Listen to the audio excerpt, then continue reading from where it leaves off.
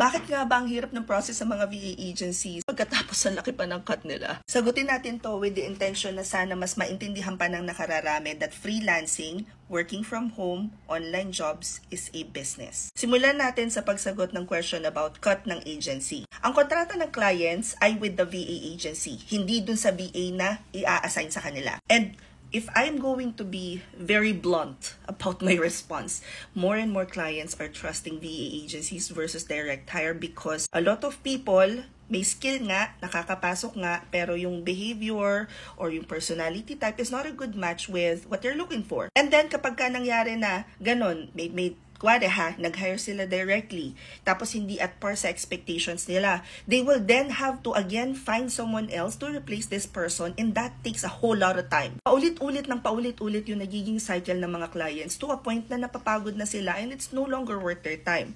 Which is why more and more people are trusting VA agencies because VA agencies takes care of the recruitment process, management, training. So VA agencies are saving a lot of time for the clients. However, maraming operational cost ang pagtatayo ng isang VA agency, pagpapatakbo ng isang VA agency. Maraming tao sa likod ng camera na kailangan nilang pasahudin. And so I think based on my last research, nasa around I think ang pasahod ngayon ng VA agencies around 40% of what their operational cost is. Meaning, 60% of the cost goes to all their operations, tas 40% yung sinasahod ng VAs. So ngayon, dito pumapasok yung sinasabi ko na ang kontrata ng client is with the VA agency.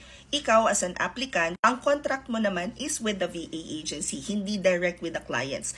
Wala tayong pakialam kung magkanong pinabayad ng client natin sa VA agency because hindi naman yung ang client natin kung hindi yung VA agency.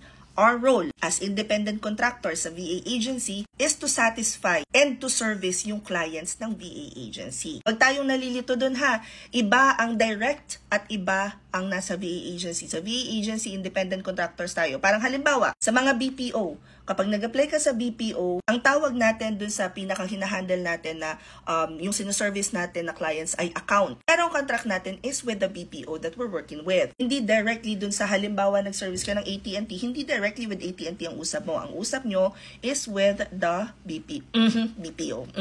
So sana mas naliliwanagan na kayo. Okay, now, bakit nga ba merong mga VA agencies na hindi pang beginner-friendly ang application process or recruitment process? Guys, akala nyo ba sa virtual assistants, beginner-friendly?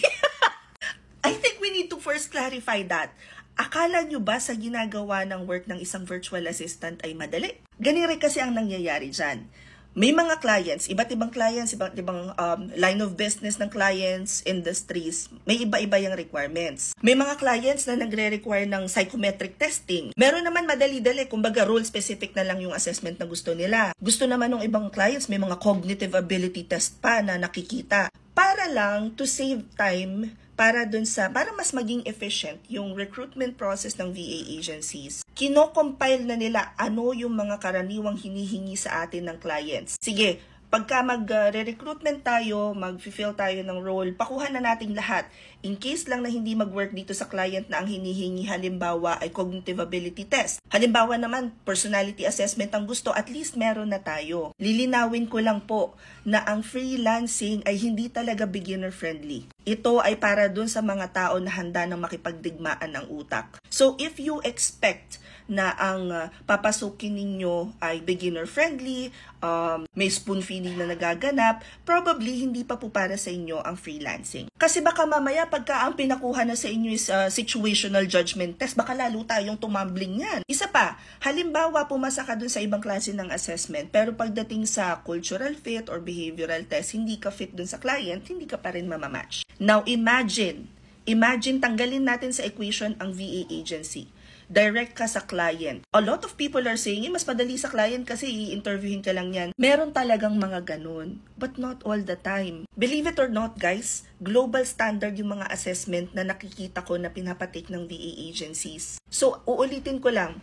Ang client, ang contract nila is with the VA agency. Ikaw as an independent contractor, ang contract mo is with the VA agency. Wala kang pakialam kung magkano binabayad ng client sa VA agency. You are servicing the VA agency's clients. If sa tingin mo, kaya mo nang tanggalin sa equation si VA agency, you go for it. Mas mataas yung risk, mas mataas din yung return. Now the question is, mandirigma ka na ba or ikaw ay naghahanap na laang ng easy money? Sana magkaroon tayo ng more clarity tungkol dito sa issue na to.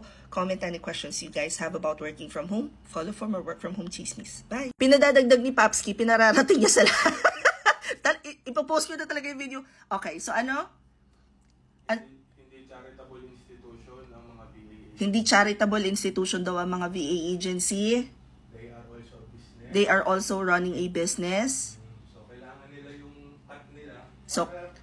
So kailangan nila yung cut nila para maging sustainable yung business and be able to provide more jobs to Filipinos. Yun lang, bye.